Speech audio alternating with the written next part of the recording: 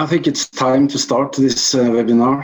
We have attendees signing in, and those who has not signed in yet, you will be able to see everything on the recording, and hopefully when you join, you will catch up with us. And if there are any thing you want to ask as we go along, I will give you the possibility to put the question into the chat, and then we will try to address it as we go. Okay, I will start to share my screen, and I will give you the presentation. Okay, so what we are talking about today is the delivery precision, and we'll get back to the definition afterwards. This is the agenda. I will take a few sentences about me. We'll go into a definition of delivery precision, so you are aware of what I'm going to address today. We will go into what I call the logistics scenario, when we have focus on the logistics and the stock management, purchase management, and the value chains. Then I will go into what I call a customer scenario. How can we address delivery precision towards our customers? And also, afterwards, we will go into the supplier scenario, where we will go and look how can we address delivery precision to our suppliers. I will show dashboards between the other presentation, because I will show some dashboards and KPIs when we cover the different topics. And I will talk a bit about improvement projects. Okay, so just let us start. Here's my bios. I've been an IT consultant since 1979. You can clearly see that I have some years on my back. I'm a dedicated IT consultant, and somehow I love to do this, and this is kind of my life. And I've been working with a lot of different ERP systems. It's ERP systems that has been my main focus all the way. And I've been working with a lot of the market leading systems. I've been working with the large SAP solutions. I've been working with Unit 4 solutions, and a lot of different solutions. And in 2003, I joined the SAP in Norway and was responsible for bringing the SAP Business One into Norway. And I worked for 5 years in SAP in Norway. And then ever since, I have been working with SAP Business One, either part-time or full-time. And I've been working with project management, implementations, and also as a business developer. And I hope that today it's the business developing part that will bring you some new ideas. How we can use the system to be better in business. That's what's it all about, isn't it? So let's try to define the delivery precision. And it's more or less delivery precision, it's the ability to deliver according to agreed terms. And agreed terms is, of course, a lot of different components. It's in time, it's on the right way, it's with the right quality. And we have a lot of different types of products. Some products are supposed to be delivered ASAP. Some we have agreed a delivery according to a purchasing schedule from our customer, and some are we need to produce or purchase on demand. So we have a lot of different products, and of course delivery precision, it's for the end customer, it is always deliver according to agreed terms. And we have a lot of different item scenarios. We have stock items which we have in stock. We can deliver whenever we want this. We have purchase items which we talked about, where we have to perform a purchase before we are able to deliver. As a part of purchase deliveries, we also have direct deliveries, where the goods are sent directly to the end customer from our suppliers, and also the production items. I will not talk a lot about direct deliveries and production items. Production is of course a topic on itself. It's a lot of information, and it's a lot of parameters and concerns which we need to address when we are talking about delivery precision for production items.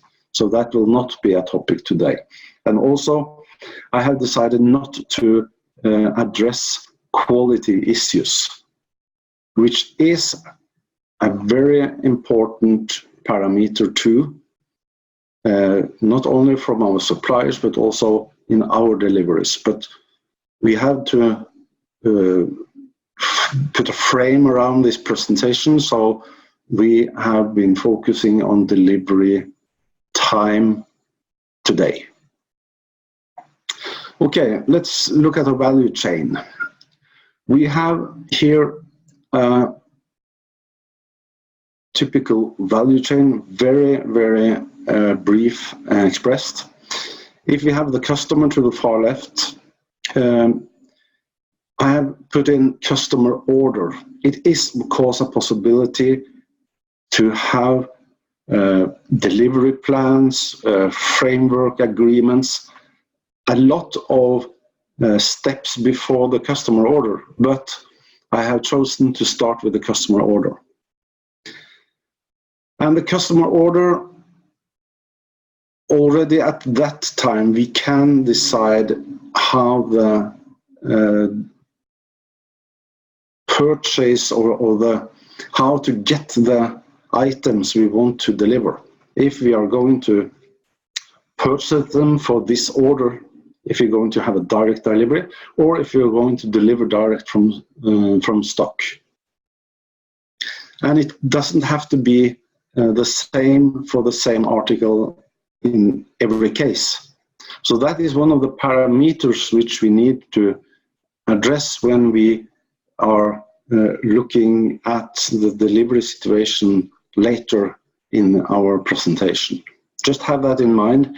We can already, when we enter the customer order, do something that will have an influence on the delivery precision to the end customer. So after we have looked at the item stock, we can have the possibility to purchase. And we have the supplier in the far end, which is the turning point where the flow starts to go back again in the supply part of our value chain. And then we have a goods receipt, we have delivery to stock, and we have the delivery to the customer.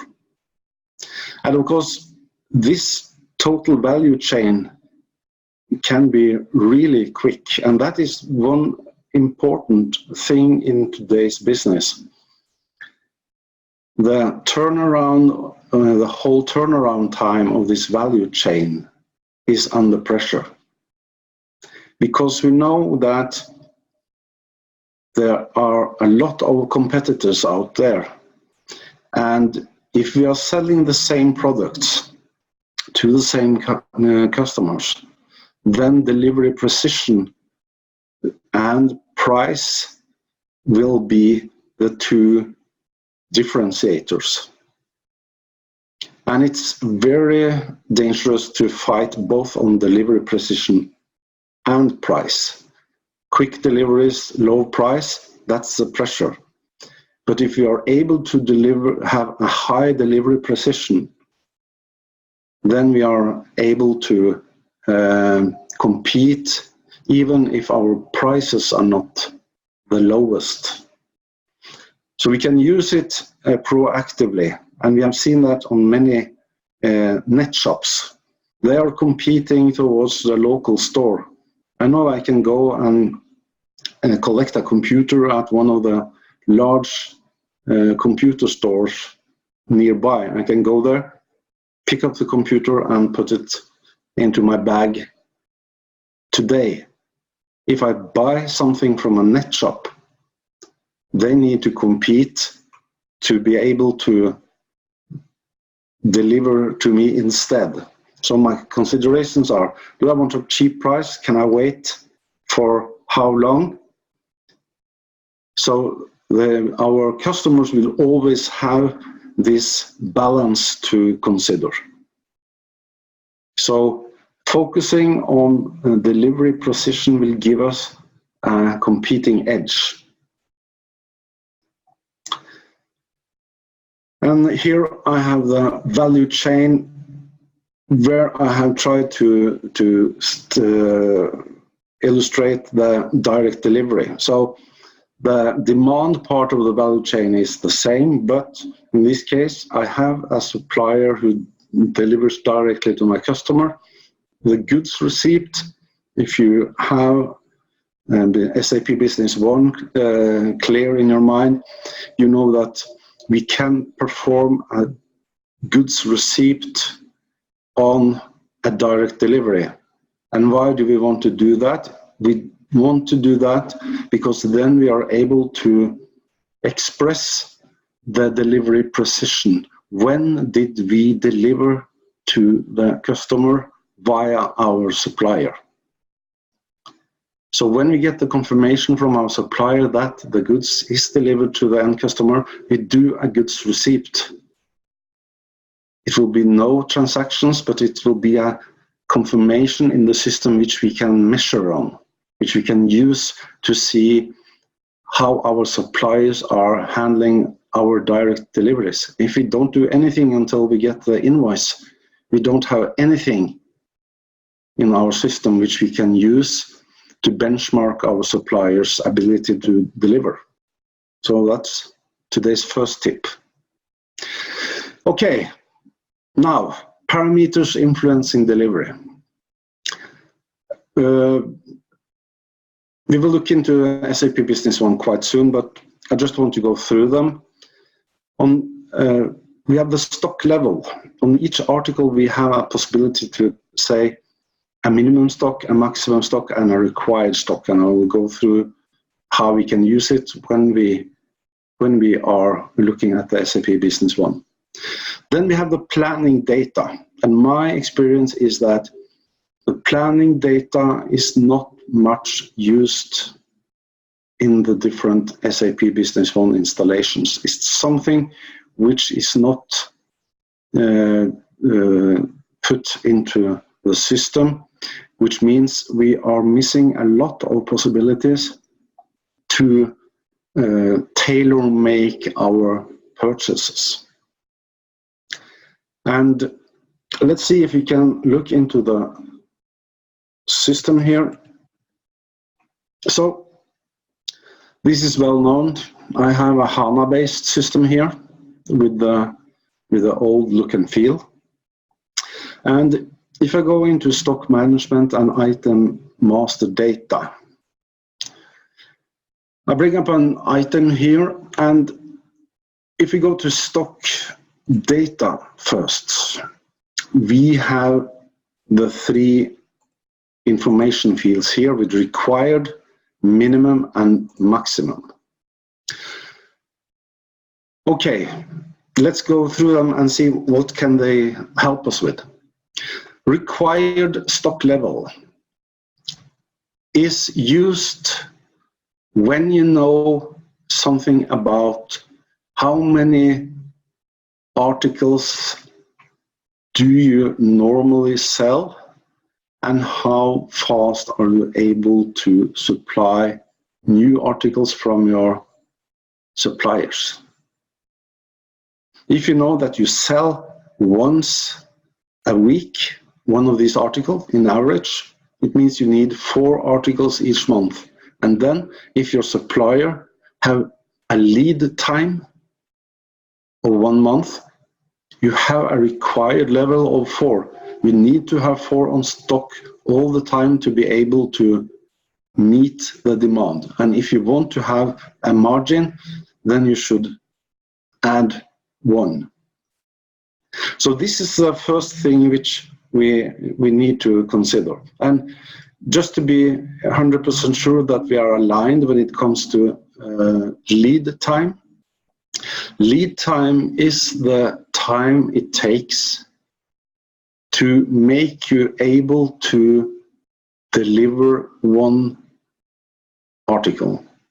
Meaning, if I have nothing in stock, it is the time it takes from I start the supply, meaning when I issue the purchase order, until I have the items in stock and possible to deliver to my customers.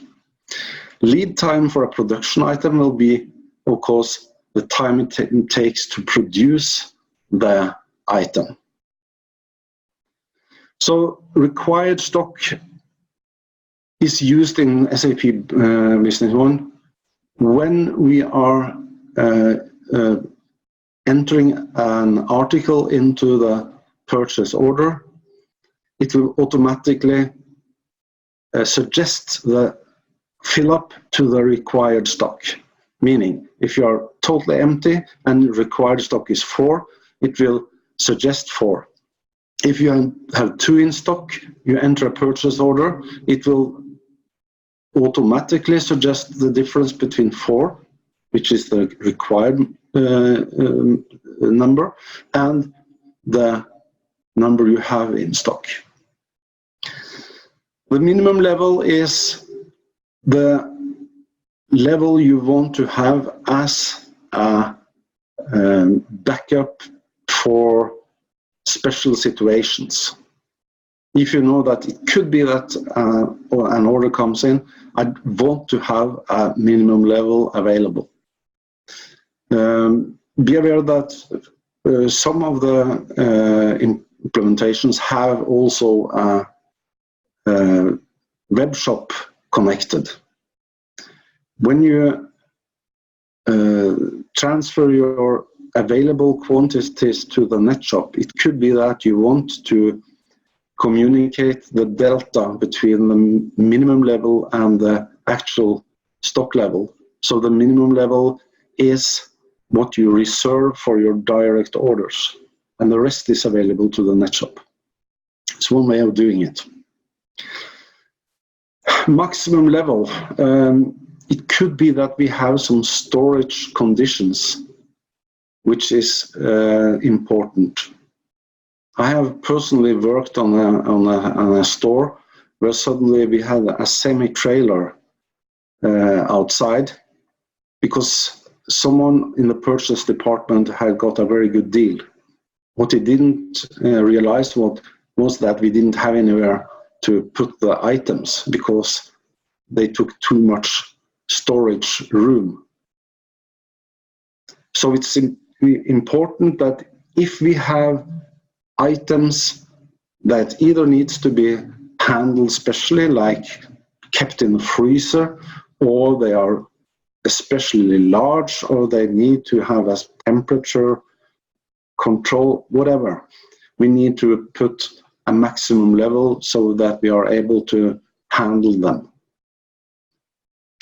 Okay, here we see that I've put in a minimum level, and in my system I have used that as a sign to my dashboards and my follow-up that this is a stock item. This is an item I normally want to have in stock. There's a lot of different ways we could have that flag. This is, I must say, I know that you guys are looking. This is taken from a customer which I have been working with recently. I thank you guys for giving me this good idea. So I have to credit you for that. There are different ways we could flag that it's an stock item, but this one is very simple, and we have the possibility to put a parameter if we are allowed to sell below the minimum level or not. So then I go for the planning data, and planning is of course something which is very much connected to MRP, but you don't have to use MRP as you see here. I have a lead time of 5, but I still do not use a planning method. I use the lead time in my KPIs to measure if I am able to deliver within the lead time. If I have something which is supposed to be a stock item, it could be that I don't want to have the lead time. I just want to see if I'm able to deliver the same day or the day after or whatever terms I have. This parameter is of course triggering a whole new function like the MRP. We will not go into MRP very deeply today because that is also a topic by itself. But if we say that we want MRP, we need to consider if we want to buy or make. And remember, this is not carved in stone.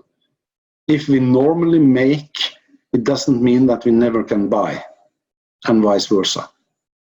But this is supposed to be the main purchase or the main supply method.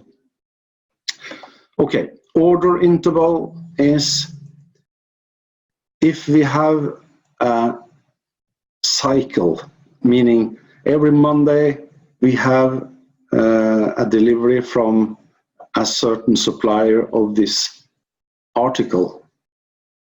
So we can say, we can put up every rhythm or frequency we want. And that will be used in MRP only. Order multiple, if we always buy in boxes of 10, we don't want to break a box because then we get a bad price. So we always have multiple of 10 and we never buy less than 100. These parameters are always used in the MRP. We don't use them much if we don't have the MRP. It could be, of course, built into KPIs, but so far I have been focusing on using the lead time. Some of you wonder what tolerance days are, and that is also MRP. If I have, let's say, 5 tolerance days, it will mean that if MRP see that it is a demand of a supply today, but it sees that within the tolerance days, let's say 5 days, it will be a delivery, then the tolerance days will be a part of the calculation. So if the delivery taking place in 5 days will cover up my demand, it will not suggest another purchase. If it see that within the tolerance days, half of my needed quantity will be delivered, it will calculate the delta. If it see that within the tolerance days, there will be no activity in supply, then it will request the total demand. So the tolerance days is used to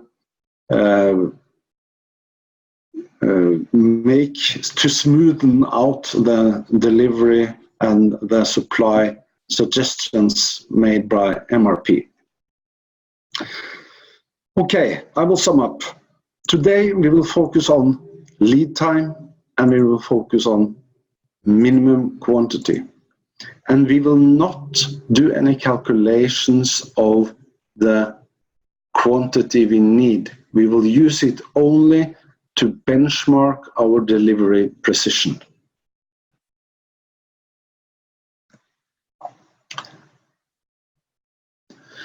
So we have been discussing also the MRP, how to utilize MRP. MRP is a wonderful tool, especially when you have lots of articles, lots of items. It's very complicated to get the full view of all your items. And I think that it is a wonderful tool to use to get help from the system to start the purchasing or the production in time. And I think it's necessary to be able to deliver with the right precision. MRP is a very good tool in SAP Business One. It is kind of Kanban oriented. It means that we will have the orders and the demands starting the process, and it will calculate our supplies, either production or purchase, and will give us a wonderful possibility to create all these purchase orders or production orders without the manual operations that we normally do. Of course, we are able to do our purchase and production considerations to add quantities to low quantities and do the amendments before we finalize the creation of the purchase orders and the production orders. So it is a semi-automatic tool. It gives us some suggestions, and we can then work with the suggestions and then easily create our production orders or purchase orders automatically afterwards. Direct deliveries. More and more businesses are using direct deliveries to reduce the logistic costs of first bringing items into our own stock and then delivering. And it's also a way of reducing the time it takes to deliver to the end customer. So it is a way of shortening the time, reducing the handling costs and the logistics costs. It is, however, always a consideration when it comes to your agreement with your suppliers. So you eliminate the risk that your end customer buys directly from your supplier, which is a threat, of course. Again, we're back to what type of articles do you actually have in your portfolio.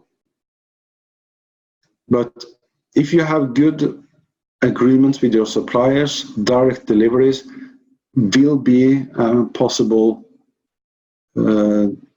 method of shortening down the delivery times.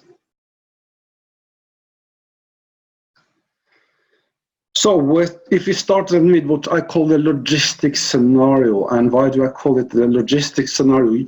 It's because we are focusing on the items, and we are looking from inside out, from my company,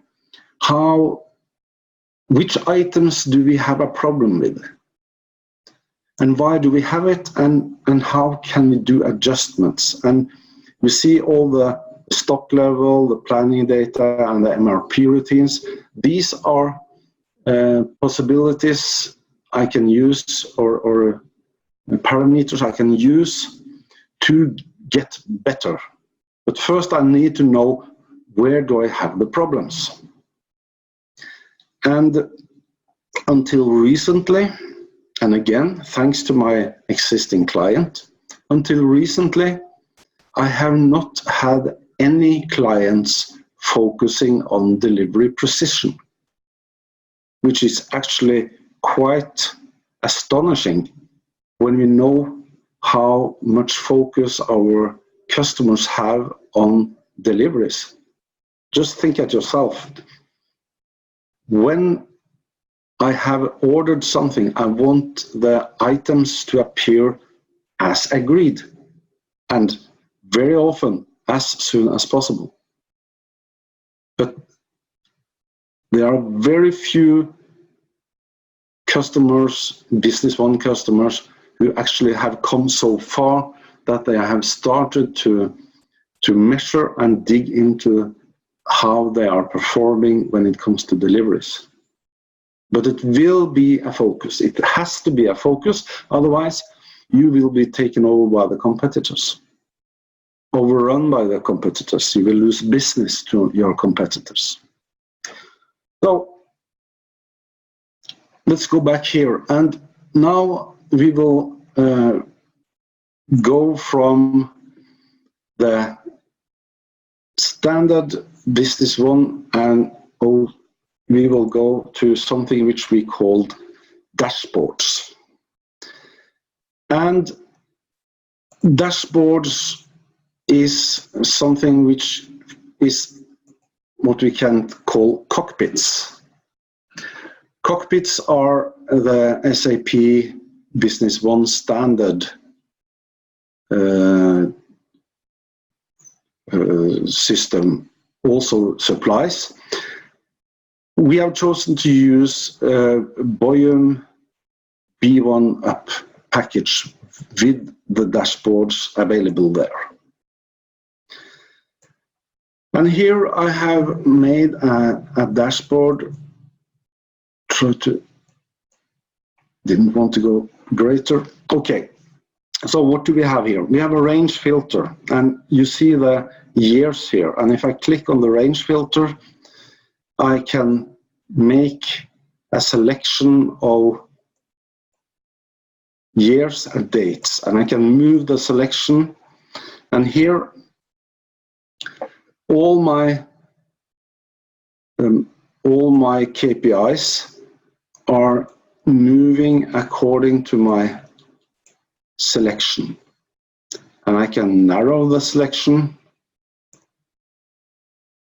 and I can have a large selection of dates, which gives me the possibility to see trends and variations.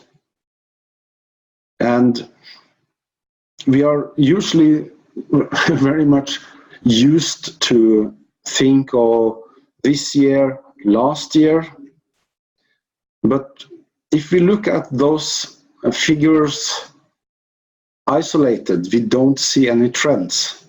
And I think that's one of the best things with the KPIs and the dashboards, is actually to see trends. Again, my existing customer did see some trends when they looked at their figures, that at some points every year they had delivery problems. And that is very important information to dig into, but you don't see it if you just compare this year, last year, because it was as bad this year, as bad last year. And a snapshot is not able to tell us anything. So we need to have the possibility to stretch our window and to widen our window to see the trends. And as you see here, this is delivery time for all items. And in my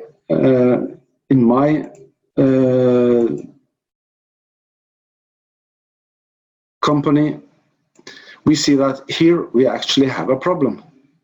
We actually have delivery times really going up. And here I see delivery time for each item group. And on these, I have put the lead time as a benchmark. So for my articles here, I see that I am above my measure everywhere. So I'm performing worse than expected or worse than I had hoped to on every article group. And then I can go and see which items where I have a problem. You see that my dashboard is kind of non-responsive right now. Here I can drill down to an item directly from my graph here and get the item up, and here it could be possible to look at the data for one item. So we are able also to make KPIs on one item, which is the next level of delivery precision. I see I have a problem, I go into the item, and here I could then present a dashboard for this item only. When do I have a problem with this item? So it's what we are looking at here is really how can we be able to drill down and find the reasons behind our problem. And here we see I have divided my graph in purchase items and stock items. So here I have the article 2000, which is one of the worst when it comes to delivery times.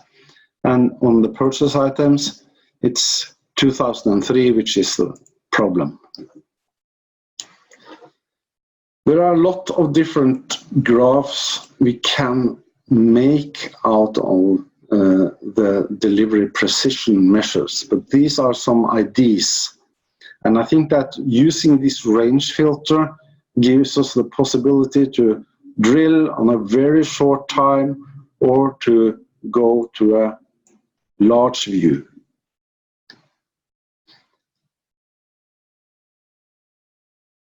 We will get back to, okay, then what? When we know what's the problem, what are we able to do then? How can we influence on this? I will go back to my PowerPoint then. Customer scenario. Okay, I told you that the logistic was kind of inside out, and then now I want to see the outside in, and I start with the customer side, because when I know I have a delivery problem, then it's important. Okay, what do I do then? The first thing I want to know is which customer are influenced and why. And then I will use this proactively as a part of my customer follow-up. Again, depending on which business you are in. If I sell toothbrushes based on net, a web shop, I will probably not call my customers and ask, I see you have a problem purchasing your toothbrush. But if I sell large items, I have repeating customers over time, which I need to treat good, then I will have the possibility to phone them and say, okay, I see we have been a bit late on our last deliveries to you. I just want to tell you what we are doing about it. Or how do you feel about it? Do you have any issues here? Can we do any changes? Can we change our delivery methods? Can we suggest that you go into a delivery plan so we are able to ensure that we are able to deliver when you will come with your next order, and so on. So we have a lot of possibilities proactively approaching our customers to use the benchmarks and the values we get from our KPIs to proactively treat our customers good. So I go back and I go to the customer view here. And here we have a dashboard. Again, I have this possibility to create a view. And here I see which customers, where do we have the longest delivery time. And again, if it's stock items, then it could be delivery time. If it's purchase items, it could be delay. That means after promised date. So what you want to measure is depending on the articles you have, and we have the possibility to tailor-make the graphs following up exactly the way your customers want to have it. Here we see that Maxitec, okay, if I then double click on Maxitec, I can see, oops, this is a large customer.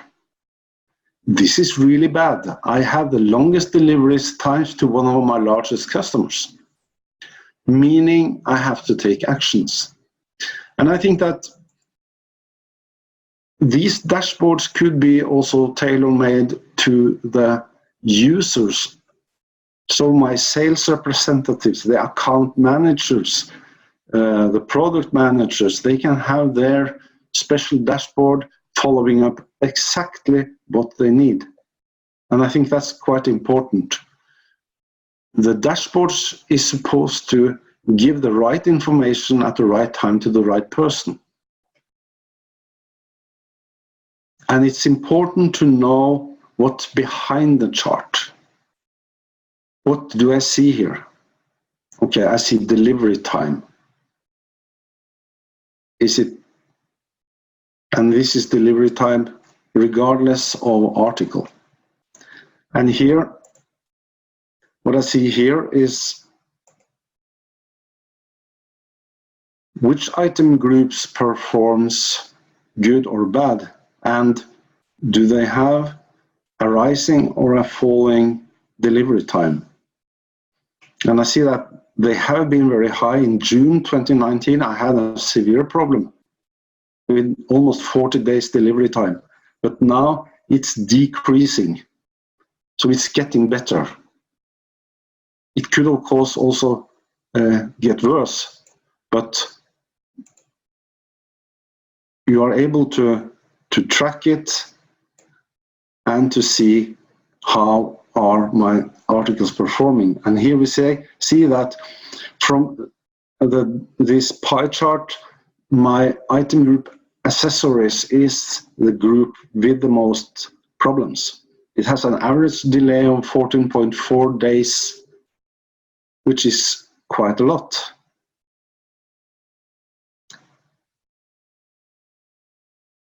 So I see that we can use this as an outside in.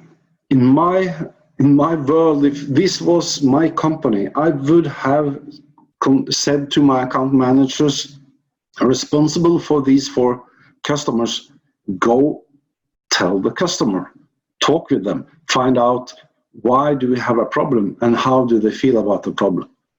Proactively, because we know that Maxitec could possibly buy from someone else, and they will never tell us. They will just stop placing the orders. if we're not in the unique position that we deliver something that no one else delivers. So this is very important, and it's looking at the outside-in view. And then we have the supplier scenario, because one thing is if I have stock items and I have my internal problems, but my stock items are only on stock if I have a value chain with my suppliers, which is supplying me in time with the right articles. And we need to remember that we cannot blame the suppliers if we haven't created the demand and sent a purchase request to them. But when we have started the process with our supplier, we want to measure if the suppliers are delivering according to our expectations. And then it means we need to know which suppliers delivers below expectations, and we need to know why. And here it says to approach customer and clarify should of course be to approach supplier and clarify. And we have also some parameters and possibilities to do better. So in this case, we have two possibilities. One is to be better to start the supply chain when we need it, which is a totally different ballgame. But when we have started a process with a supplier, we need to know that the supplier is actually delivering according to terms. One very important thing here is, what are the terms and how can we express them? Because we know that for some articles, the supplier has an agreed delivery time. Like we will be able to deliver within 10 days, which is lead time. And then we have some articles where we need them to produce something on our specifications, or they need to do something more than just deliver from their own stock. And then we are getting into this whole thought about a confirmed delivery date. Let's look at a purchase order. Just take any order. If you look at this purchase order, you know, when we are entering this purchase order, this is the date we are entering the purchase order, and then we put in a delivery date, and this is our delivery date. This is the date which we want our delivery to take place to us. It has nothing to do with the terms of the supplier. And this date is then rolled down to all the items. If you start from MRP, MRP will take care of the delivery dates also on line level, telling the supplier at which date we need these articles, which means much more detailed, much more precise. But anyhow, if the articles are purchased on demand, we probably will get an order confirmation from our supplier. And one of the modifications which I very often recommend to my clients is to add a confirmed delivery date and some kind of flag that if this delivery date is not present, that the responsible person for the purchase get a warning, an alert. These purchase orders are not confirmed. Because then we have the possibility to see, okay, we wanted it on the 5th of August, which date did the supplier confirm? And when we get the goods received, how is the exact receipt date according to our expected and wanted date and the confirmed delivery date? Then we have suddenly a lot of different benchmarking possibilities, like they never deliver when we want them to, and they never deliver on time, on the time they confirm. So we have a lot of different parameters to follow up on. What I have done here is that I have made something which I call supplier view, and it's kind of the same approach as for the customers, just in the opposite direction. So here I see that we have Lasercom and C Corp. They are my worst suppliers when it comes to delay. And you see here, I have measured delay, meaning the difference between a calculated date based on lead time. So I take the purchase order date plus the lead time and calculate an expected date where they should be able to deliver. And then I measure towards the exact goods receipt date. So here is the delay, which is 31 days, which is, they are normally 1 month behind the promised delivery date, which is really bad. And then we are at the level, we should find another supplier, or we need to talk, definitely need to talk. And the same with C Corp, there are 17 days behind in average. And that could be a crisis depending on which type of articles we are talking about. And that is also something which I haven't built into the system, but it is easy manageable. If we define our articles like A, B, C, like category A should always be in stock. We should be able to deliver minimum the day after, always. And our customers will know that we are able to do that. That means we are narrowing down the article portfolio to be able to handle our most important items in a special matter. So we make a KPI dashboard for the A items, because there we really need to measure. We need to follow up on a day by day or hour by hour basis. And I think that's also important, that the job we do as experts on this system is to give our customers advice how they can utilize the system. And we stop always too early.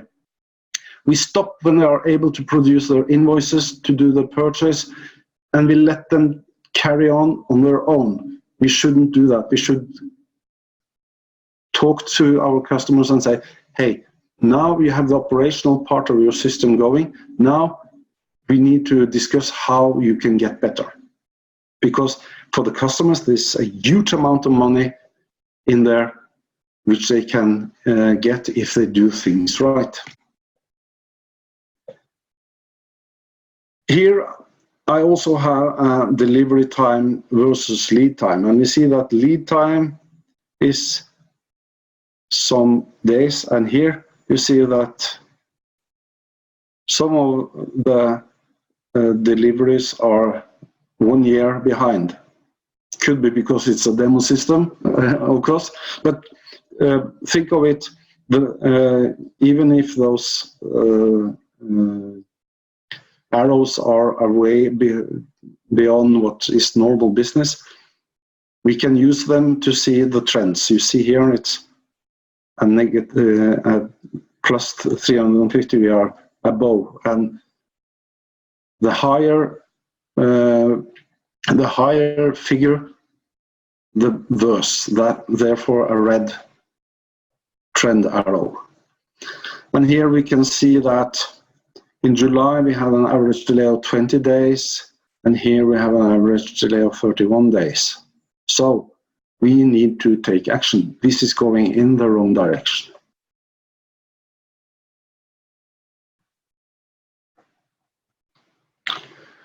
So we're starting to come to the end right now.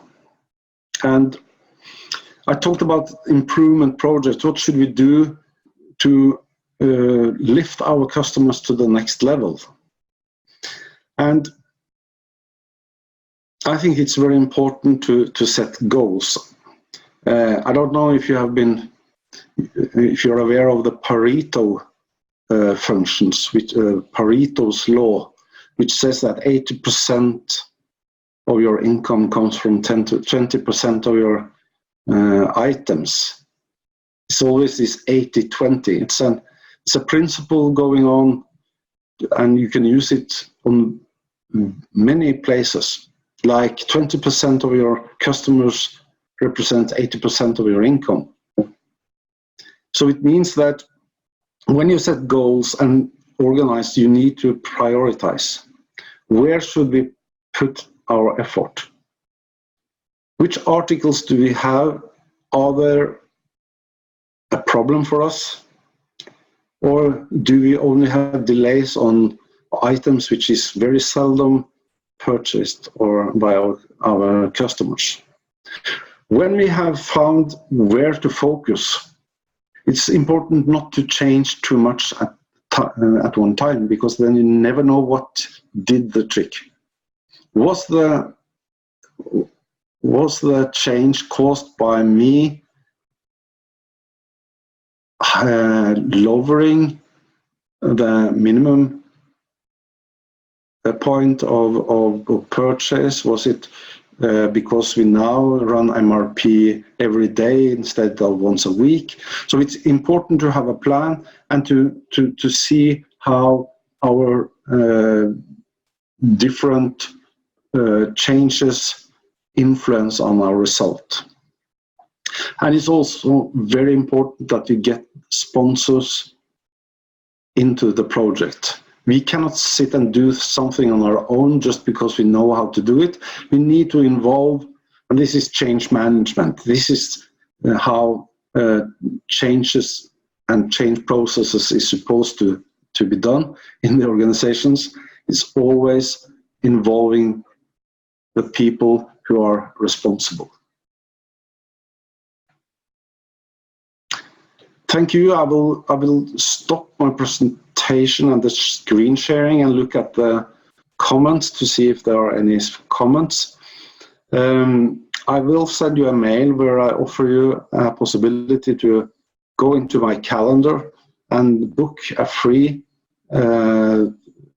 talk where we can go through, and I can give you some more ideas and talk to you if you have some special issues. I will distribute it in the comments in the chat. Doses of SAP Business One possibilities, and I hope that it has been useful for you, and it will probably be more webinars coming up. Thank you.